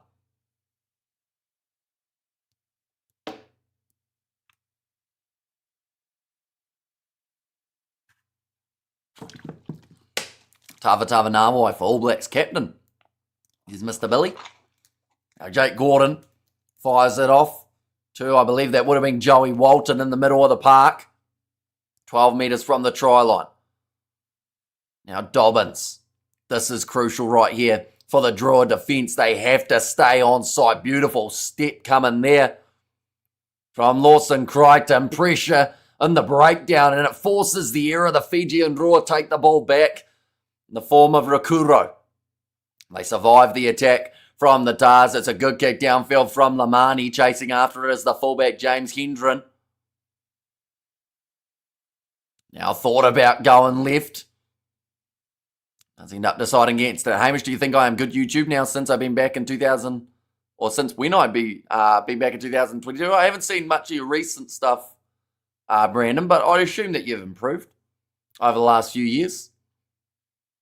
Now Lawson Crichton, back in the pocket again, does send it high. Armstrong, Ravula, miscommunication there from the Drua. Two of the teammates both going for the ball. It forces the knock on, and now we're going back for another scrum here. Do also see that the Tars have made a change. Angus Blythe is out there on the park. They've actually had a couple early changes here for the Tars, but just Armstrong, Ravula, and also was Rabitu both going for the same ball. Does end up costing them. Stupid question. Does Fiji have a club competition, or is the Fijian Drua, or is the Drua Fiji's national team? So this is their kind of franchise level for the Fijian Drua. They still have the Fiji international team outside of that. And then I do believe they have a lower Fijian league. But it's not really broadcast over here or anything like that. Kind of like the local rugby like you'd see anywhere in the world. A good crowd there, says Mr. Billy. It's decent. There's a lot of empty seats, but it's a huge stadium. It's very hard to fill up. How many years on YouTube when is the channel birthday? It depends on whether you're looking at when the channel was created or when the channel started actually uploading consistently. Because when it was created, it was about 2017, but throughout the first 3 years of its existence, I think there were probably like 5 videos or something like that. But around August 2020 is when we started being slightly consistent. And Fiji has a provincial league, says Nick there. Things are getting sloppy. First half was exciting. Both teams ran the ball well, says Liza. And yeah, now we're seeing handling error after handling error from these two teams. That's Tristan Riley running the ball forward. So he has made his way off of the bench for his side, Matt Phillip. That was a big yelling scream from someone on the sideline trying to get behind their team. In fact, it looks like the Tars have made a majority of their switches. I see Blythe is out there. Ioane Moananu, he is on debut for this contest. Isaac Kailea, he's out there too. Right, they've decided to take the quick dab now. Nice step there from Gordon. Can't quite sneak through, though. Now pass across there. Using this one quickly. Finds the hands of Kailea. It seems like now the Waratahs really starting to move it. Ioane Moananu, I should say. Pick and go. Round the side of the breakdown. He might be over. Nick Berry climbing around. And the grounding for Ioane Moananu. He's on debut and he's scored within a few seconds as he's showing New Zealand rugby what they're missing out on. Now we have got there. Did you do the World Cup in 2019? No, we didn't. I only started doing rugby related stuff in about 2020, late. Now we have got there's the Super Rugby coincides with the New Nations International Rugby. It doesn't. It will be finished in June, Super Rugby, and then that Nations Championship starts in July. So no overlap there, luckily. But Ioane Moananu already scoring the try. He was such a dangerous man for the Crusaders. That's a brilliant grounding too. He just showed off his strength to be able to go in, and that is the last thing that the Fijian Drua needed. The subs were successful for the Waratahs. And no rain, plenty of knock-ons. And humid, says JD. Yeah, there is a lot of humidity that they're dealing with out there. Lawson Crichton gets it over. Makes the score now 21 points to 13. I look short of the line. The second angle showed it being fine for Ioane Moananu. It did look like he was almost grounded though, but he has allowed one motion at the try line. We're going to see the replay now. Yeah, that's a great grounding from Moananu there. He ain't short, mate. Only maybe in height for Ioane Moananu, but already on debut, scoring within a couple minutes. Not many players do get that opportunity. But he has done very nicely. Now Matt Phillip. Yes, right time, says JD. Gordon. just mentioned there on the commentators, or in the commentators box, I think I heard them say that Crusaders don't often go up on the market for Super Rugby teams anyway. And I know for sure 5'9" at most. Oh, nice take from Jorgensen though, leaping through the air, managing to get that ball back for the Tahs. Currently 8 points separating these two sides. This next, once again, 3 minutes or so could be absolutely crucial. I said if the Tahs scored twice in 10, the Drua would be in trouble, but twice in 15 just as dangerous. Manasa Mataele covering some good ground there to be able to take the mark from inside of his 22. Do you like cricket or rugby or soccer? I like all three. My order is probably, well, I'd say out of those three, I watch football the least. But the other two, they're very different in a good way. I can enjoy sitting watching both of them, no worries whatsoever. Drua can't leave this game with 0 points. They at least need a bonus point, says John. So yeah, being within 7, one way to do that, or getting 3 or more tries than their opposition. That one's looking unlikely. Okay, so update on my cousin. I messaged her saying, Tiff, I think I found your future husband. She responded now by saying, tell me more. Did she actually tie one, or are you just creating the kind of the intrigue, the drama, like reality TV in it? Going off to the left-hand side now, past one more. Trying to sneak back in was Lawson Crichton. Hi from New Zealand, says James. Welcome in, mate. If you are doing well, hope you're excited for the New Zealand derby taking place tomorrow. Chiefs versus Highlanders. Another advantage in play for the Waratahs. Breaking forward once more was Isaac Kailea.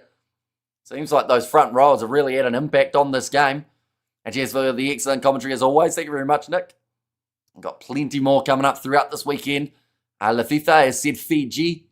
Moana for Wooden Spoon for sure. They ain't as good as people built them up to be after their fluke wins, says John. Where the Chiefs from, says Mohadeen. So they are from Waikato. And up the Chiefs, says James. She did like for real, says Ty. Which cricket do you like most? T20 ODI test? For me, it's test match, then T20, then ODI. What's this high school dating app, says JD? No. Let me cook. Might have something go on here, because you might be interested. What do you mean where the Chiefs from? Says John, not everyone's from New Zealand, John. Or not everyone knows the regions where sides are from. Now ready to throw this one in. This one will be about 14 metres out, I would say, for Ioane Moananu to throw this ball in. Nicely taken. Off to the right-hand side, Pete Samu. Nice inside ball from Debrasini. It was flat into the hands of Jorgensen, but still continues going all right. And curling used to be about Scottish housewives winning the gold for Britain. Now it's gone all Hollywood. Says Nick, now 5 metres out from the line here for the Tahs. Isaac Kailea again gets very close to the try line. This seems like a follow-up from the Tahs. Could just about be on the cards. It can go around the side. Again, only inches short. Ioane Moananu, he wants a double here on debut, but he passes it across to his teammate. They flatten out and they want to check it. Bulla Hamish, imagine Mr. Kiwi Sir, imagine you two actually get together. Won't that be insane? Says Ty. It would be, to be fair, it would be quite the story, wouldn't it? But TMO check here for Nick Berry. They're thinking that there's been the grounding from Pete Samu. TAB got $10 bet to 46. So I said, why not? Lock in Fiji. You decide if I eat something other than noodles. $10 bet to 46. So you got them at $4.60. Right, there's a knock on, so that will survive a little bit longer. Can I be a mod? We currently do have plenty of moderators on the channel. But when we're looking for more, it will be the ones who are in the chat regularly. And all she wrote says, Nick, it could have been, but it's disallowed, which keeps it alive for a little bit longer for the Fijian Drua. They cannot afford to give away any more tries, though, before 60 minutes. It's pretty much in 5-minute increments. We're going to keep on mentioning it. They need to be the next team to score, though, for the Drua, if they want to win this one. Oh, that's a hard collision on the halfway line. Moving forward quite nicely. Marina's learning about rugby. I keep asking same question, say it over and over. Says JD. So if you bet when the odds are at $4 and you bet 10, but the odds change to $2, do you still win at $4 bet or now only 2? Depends on what you lock it in for. Depending on your betting agency, some of them will change the odds and say, are you sure you want to still book this in? But I think if you got them on early enough, you'd get them for 4. But then if it changes to 2 later, as long as you lock it in for 4, it's fixed versus tote, pretty much. The Drua getting tired or just a lack of possession? They haven't had a lot of the ball in recent times. It has felt like an eternity since we've seen a Fijian Drua attack, and I'm sure it's feeling that way for the Fijian Drua boys out there as well. But there is the mistake from Lawson Creighton. Tried to pass it one more on the outside. Ended up knocking it on. Mr. Kiwi, how do I become a mod? Is there a certain amount I need to pay? No, it's nothing like payment-based. It's just pretty much we've had the moderators since about 2021. The same ones have stuck around since then. But if it gets to the stage how we feel like we need a couple more, we'll probably look to the ones in the chat. Now, ball's going to be fed in. They don't give you a cash out option if you're going to lose. Simple as that. Well, they do, but it's just very low. They'll try and really rip you off. Whoever doesn't piss off Hamish the most gets mods, says John. Let's go the Drua, says Davida. Nice attack and run forward for this Drua side. Another good heavy carry from Rabitu. Been solid in that number 12 jersey today, but just needs one big moment here to change the momentum. No, I think it's Masaki Donge. It's been a long time since that man's had the ball. Finds Leliawasa. In fact, no, it would have been, I think, Penny Revai, in fact. The OG mods are busy. They'll be here, says JD. Makes it 100, though only 50. But I got him captain, says John. Finds Leliawasa. Goes high with this one. Another hard chase. Lawson Creighton, though, takes comfortably. Gives it off to Debrasini. If you get good odds and then the line moves, you can arbitrage by betting on the opponent. Similar to cashing out, plenty of YouTube videos about it. Yeah, and sometimes, depending on what it is, the odds do swing a lot. Like, we've talked about it all the time, how a side go from $8 underdogs to the other team being like $6 underdogs, in which case, if you were strategic and didn't mind cutting your wins a little bit, you could do it. Oh, that's an awkward bounce of the ball there for the Drua. Sits up for the Tars. Angus Blythe reaches. Always just about on the line. Yes, he is. And that is going to be the try now for the Waratahs. That was smart from Blythe. He didn't extend his arm out because he didn't want to get pinged for double movement. You want to know the reason South Africa isn't in Super Rugby anymore, says Nick? It was mutual disagreement from Super Rugby and South Africa. But I think it's great that they're in the URC. Would have been much better than just having Curry Cup every time. Double movement, in my opinion. Says Studs Race. Right, we'll see it again here. Because for a start, he doesn't try and reach out. He just kind of lets his body weight slide towards the line. I think he gets pulled over by Rabitu. And then I don't know if he moves specifically, but his teammate drives him over the line. We see it there. Yeah, it's just that little extra push from Jake Gordon that gets him over. But there was no extra, propelling forward from that angle that I could see. Dang. And the wrong lock scores, says John. Now Lawson Creighton. That one's missed away to the right-hand side.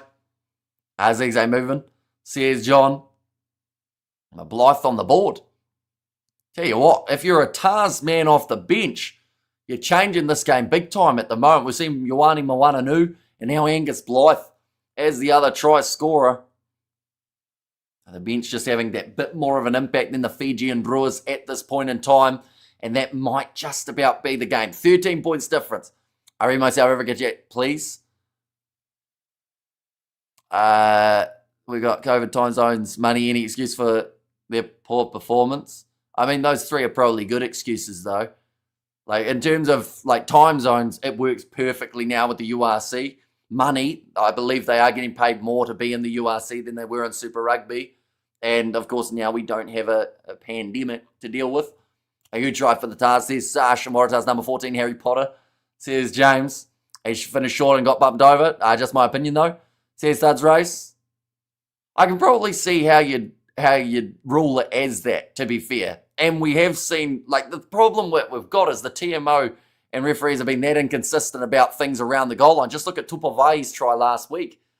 Like, they've been that inconsistent that nothing seems certain anymore. Like, anything can be disallowed, and I'd be like, oh, yeah, that makes sense. Or tries that don't look like their tries can be given, and you go, oh, okay, well, I guess we're awarding that this week. A huge try for the Tahs there, Sash. Draw is sinking as usual. Yeah, they're going to have to really hit their stride. Penny Ravai doing nicely. The big prop off the bench for the draw, managing to break through the initial defensive line.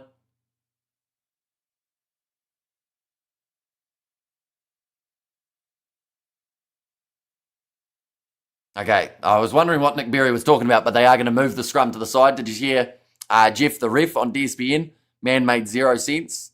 I did not, but I did see 2 other people who are on DSPN. We talked about it just a little bit earlier on, or only about a sentence, but I did see some familiar faces from the old YouTube world, which is very awesome. Because you know when you have like a video that's recommended, and then you hover over it, and it plays like a preview of that video, like a few seconds, and the preview that I had was of Mark like talking in the studio, and I just felt so happy because I don't know, it's just something so cool about the fact that, like, you know, the fellow who's been on YouTube for so long is getting that kind of recognition. And then the fact that Tony was there too, I think made it slightly almost funny in a way, because I know that some people, he rubs people the wrong way, but he's a genuinely like good fellow and does know some stuff, you know. A lot can happen in 20 minutes. Seeing you happy makes me happy, says Sash. Yeah, but everyone is travelling the same distance, give or take, year after year. And do they have how many people to get some money? Like, we only have 5 million, they have 60. They are, I think they can get some. We have good there. Great to see Mark and his mate on. Dropped a comment, but he didn't give me a like. I'm sure he would have if he saw it, Thunsray. I'd like to think he would have anyway, but there were a lot of comments on that one from what I could gather, so that might have been why, but I'm sure he would have if he saw it. Give chat the live like for the man, says James. Yeah, anyone who hasn't already, be sure to hit that like button. That's the first time I've actually said that today, as well as subscribe. I always forget to do it, and it's supposed to come naturally because I'm supposed to, of course, promote the channel, but I just forget. I just start watching the rugby and chatting away. Doesn't mean Tahs are good. The Tahs are better than they were last year. At least it seems that way anyway. Now going off to the left-hand side. Chance here for the Tahs. Oh, they've just dropped the ball. They do it every time that I try and praise them. They end up making a mistake. Oh, yeah, I've got the anyone that doesn't like you can't be my friend, says Ruby. And Drua in there too. They got 17 minutes to make up 13 points. There were a couple 3-pointers that they took in the first half. Who's a replacement 10 for the draw? I'll go like that. There we go. So they have got Tabua Val as the replacement option, one of the backs, alongside Manasa Mataeli. And praise him more than, says James. And also Tah's going to Tah. Yeah, a few little mistakes there. Although the Tahs did have themselves the advantage. It does mean it will be the line-out opportunity now, 25 metres from the try line. Tahs very good. Don't get too excited yet, but very promising, says Sush. Oh, sorry, that was Fud's race. Now, 22 metres out, early penalty in the breakdown for the Fijian Drua. I like the streamers. Do not ask for likes or subs. It's corny. Like some of the time, it's just shut you and let me enjoy your video for 20 minutes. If you're good enough, I will, but shush, says John. So does that mean because I haven't even mentioned it today, you are very happy, John? Now I'll just mention it like 5 times in the end of this one just to get them all in, the ones that I've missed, eh? And I'll sub it if you say Fijian's number 13 full name. So I know his last name's Samosamovodre. His first name's Tuadraki, isn't it? Tuadraki Samosamovodre. I believe. Could be wrong though, but I think that is the case. I just realised I could look. It's literally on the screen. I never look at the names here though. I just forget to and just try and work on the numbers compared to who normally plays there. Fiji going for gold now. I can't believe it in my bones. Oh, little chip in behind attempted by the Fijian Drua. +1 sub, says Sash. And the man says Brush. Now the Tars again. They've got the ball back. The Drua need another big turnover. I could never, says James. Been told to use it. Teddy Wilson, he's made his way on for Jake Gordon. Back into the pocket. And Jack De Bresini does get it down, and it's a good kick as well. That's the thing that's hurting the Drua at the moment as well, is the Waratahs. They're making little mistakes every once in a while, but overall their tactical kicking in this game has been very well. Hamish, I can believe it. In my bones is not at all what he said. And was William Harvilli okay? The neck injury looked nasty. I haven't heard anything since the game, but I'd assume he'll be out for at least a couple weeks. Because even if it was like not a neck injury, which it seemed like it might have been, like concussion, like the way he snapped it down, probably still enough to take him out for a while. See there, the no-look pass on the inside from the Fijian Drua for the ball just to be then dropped by Tabuaval. And Drua try would make it interesting. Can they get that elusive away win, says Nick. They've been waiting 3 years. And to do it up against the Tars would be a statement. These two sides have had some great close games over the years. I think last time they played it was separated by about 5. At least when they played in Sydney. Now again, ball into the scrum, free kick, goes the way of the Waratahs. Teddy Wilson takes quickly. Now Tristan Riley from back in a 2-man tackle by Tabuaval. And also, I think it might have been Armstrong Ravula stuck underneath that breakdown. Kick downfield. So once again, just trying to play that territory game near the Waratahs. And they currently do have themselves the bonus point, the way that it currently sits. The Fijian Drua were able to score one more. It would bring it back to just a 4-point win for the Tars if they were successful at the end of the game. Now Teddy Wilson, told to use it again by Nick Berry. Goes away to Charlie Gamble. He started the game off with a try. Passes on the outside. Very close to the sideline for the Tars, trying to keep the ball alive. Quick hands from Gamble. Goes up to Isaac Koilea. Likes 15 points and 9.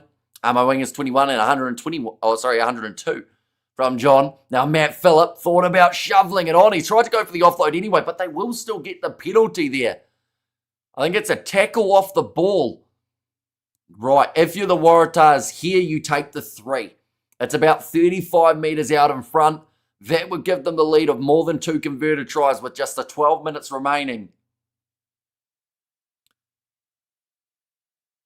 Or not.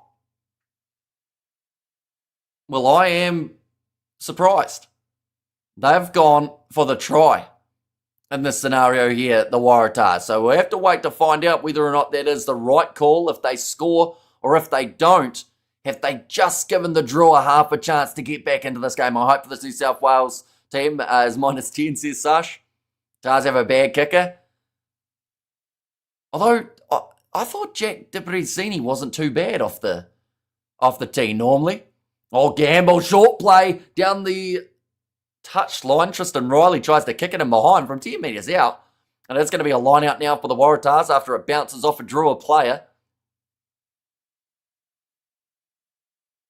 Now 11 minutes still left.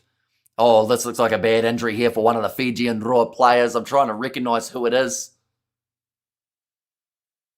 And do the drums.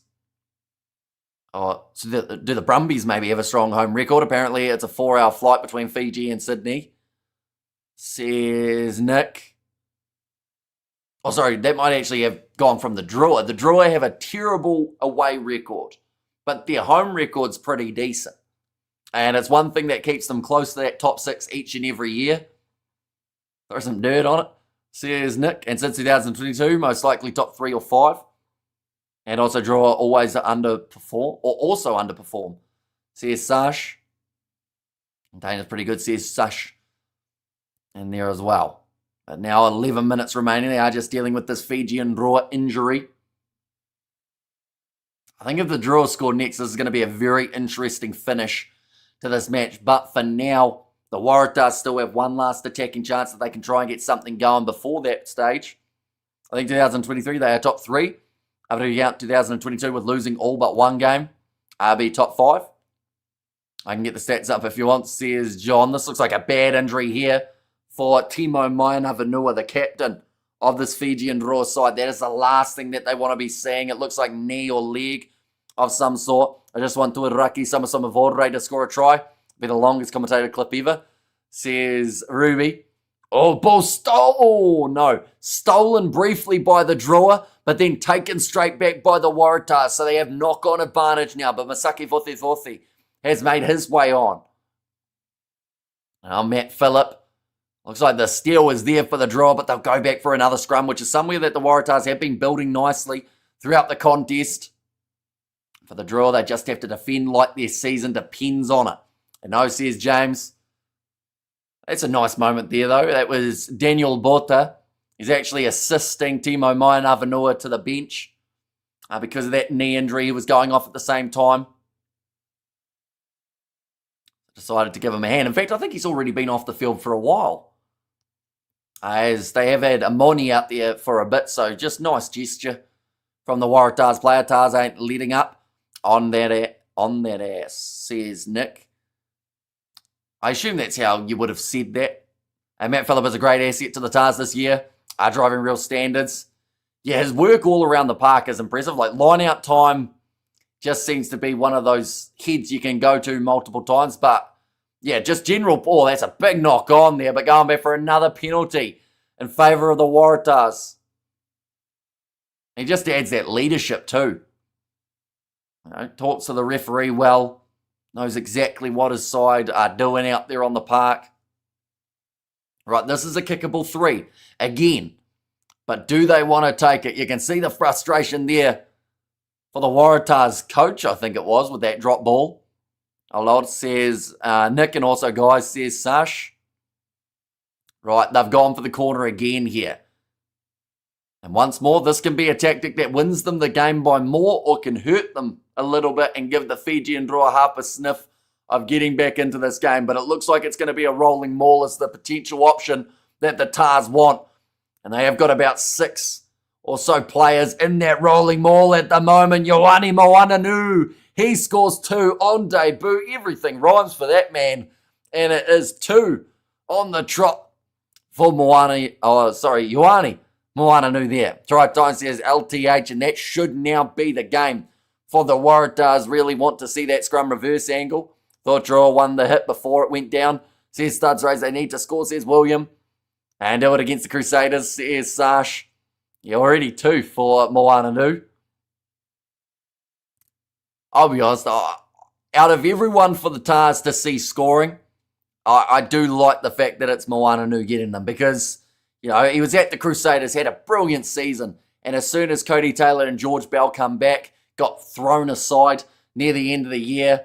He is a very, very great option and a potential bolter for the All Blacks. At least that was the case last year. I don't know what happens now with the fact that he's playing for the Tars, but I think if they sign him up in that All Blacks kit, oh yeah, no, Lawson Crichton's just shown why they haven't been taking 3-pointers. That was absolutely awful off the tee. Oh, it is going to keep the score at 31 points to 13. Yeah, I'm sticking to supporting the Chiefs, says James. Just a really nice maul, and right from the get-go, Fijian Drua were outmatched in terms of numbers. That's why they haven't taken shots at the goal, says LTH. Yeah, that was absolutely shocking from Lawson Crichton. I would have thought they would have switched their kicker, though, seeing as he's striking them awfully. Now going back into the pocket. Also increasing that points differential too. Oh, that's kicked out on the full. Gives the Fijian Drua another chance. They have scored 3 tries in 7 minutes before. They actually scored 3 tries in about 5. I think it was 1 or 2 seasons ago. Everyone said, will this be Chiefs' year yet?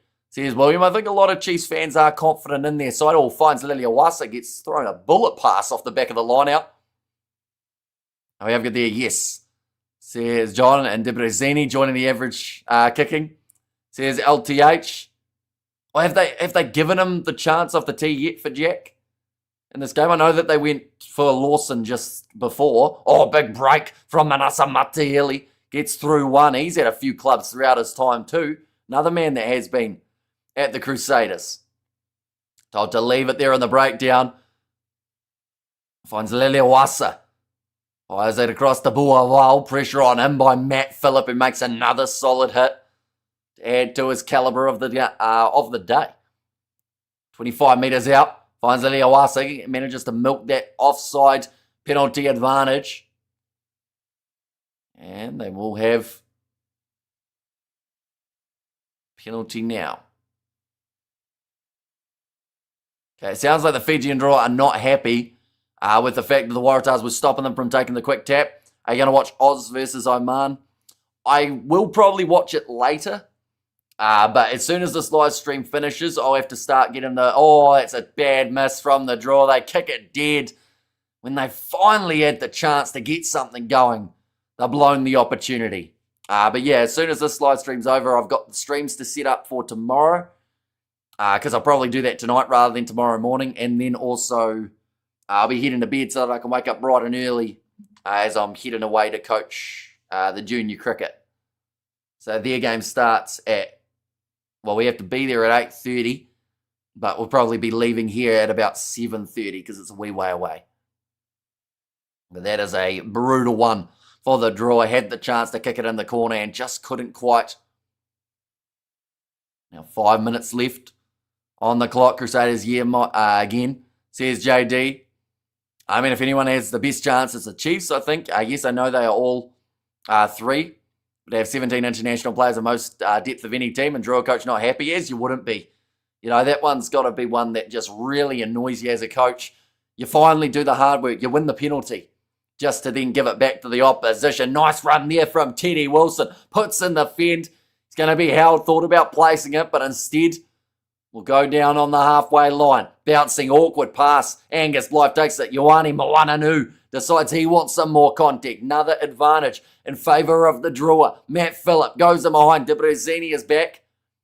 And he'll go for the kick downfield, looking for the 50-22, and it goes out on the full. So they'll go back for the original one.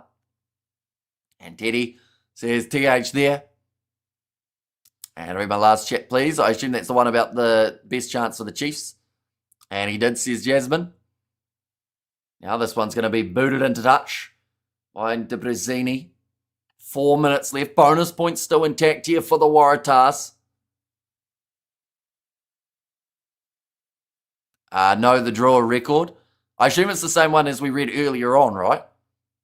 That you did repeat. No. Ioane Moananu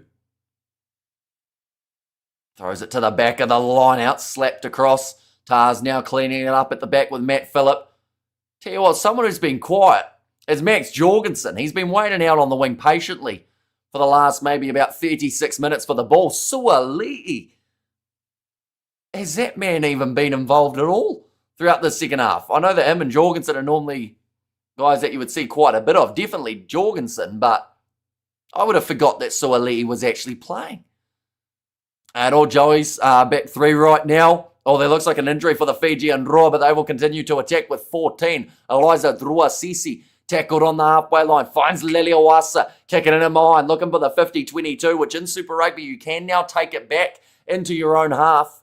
Now Jorgensen kicks it downfield, and that's a great kick again. They're just doing so well with the exits in this game, the Waratahs, and it can't be underestimated how crucial that can be. This half has been a forward battle, says Thuds raised there. The bump off of Joey Walton, initially from the run of Ilya Thunakaivata. Glad I took Joseph out of my team, and of course this year the Six Nations has no rest. Weekend this weekend, says William. So yeah, it's going to be coming up with England versus Ireland as the first match. We will be covering it on the channel alongside the other two games of the Six Nations. And then from there, we get that bye week. But then URC is back. Oh, the maul has been called. Ball doesn't come out the back for the Fijian Drua. So the Waratahs have themselves another scrum. And not complaining, says Thuds Race, about the forward battle. Absolutely agree, Mr. Hamish. Says JD. 90 seconds left.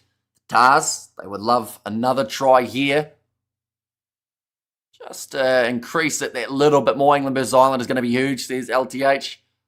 Yeah, it's going to be a massive game for the Six Nations, and whoever wins that game theoretically keeps their Six Nations alive, but also second place. If France do go on to do the Grand Slam, whoever wins that England-Ireland match, I believe, is finishing second. But we'll wait and see. So a lot can change. In the next few weeks, that one's going to be fed in by the Waratahs at scrum time. Both front rows go down, so told to use it off the back. Away to the right, Jorgensen going in behind.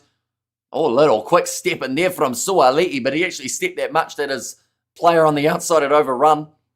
Now Tristan Riley, inside pass, big run from Pete Samu. Two-man tackle in by Fainsley Liawasa as well as Isaiah Armstrong Ravula. Kicked crossfield from Debrizini, and it's the try for Max Jorgensen right at the end of the game. It's going to be his second of the match, isn't it?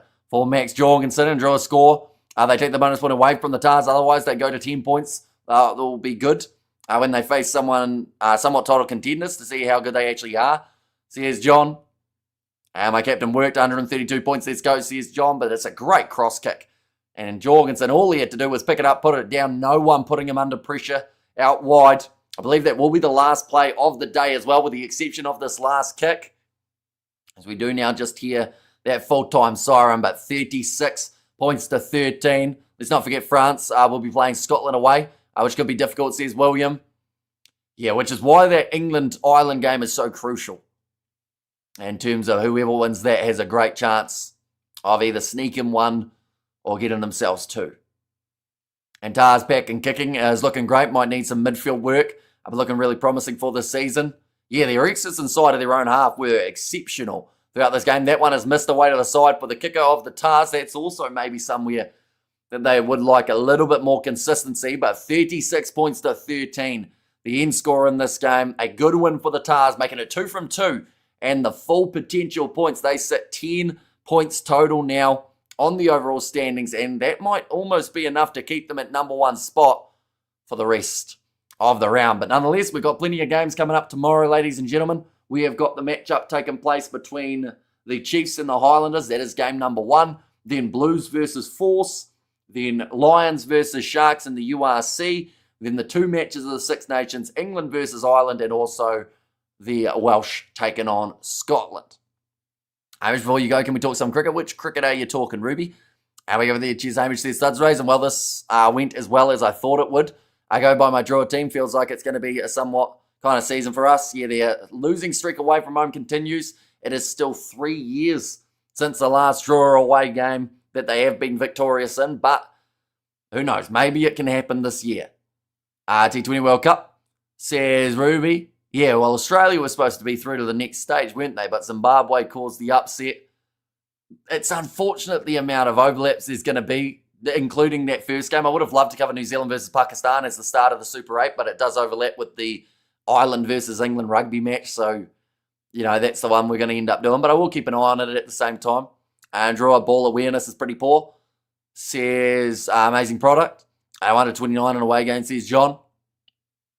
And Aussie cricket flopped. Yeah, although the selections were interesting from Australia as well. I feel like they did get it very wrong. A little bit similar to what we saw for Australia in the Rugby World Cup in 2023 under Eddie Jones. It felt very similar in that regard of having guys that they should have selected but didn't. And well, it says JD. And there as well, but Max Jorgensen, he's a very happy man after this match has come to a close. Some great moments throughout the match. Was quiet in that second half up until the final try, which brought it up to 36 points for the Waratahs. Well, I know Steve Smith, no idea. And the fact that he was over there as well and they still didn't use him just didn't make sense, to be honest. But, you know, they'll learn. They now have a couple more years to think about it. But yeah, nonetheless, I do thank you all very much for tuning in. So we will be scheduling those live streams, hopefully within the next kind of 30 minutes or so, somewhere around there. And then from there, 5 matches tomorrow taking place back to back. But nonetheless, thank you all very much for tuning in. And I will see you all for the next one.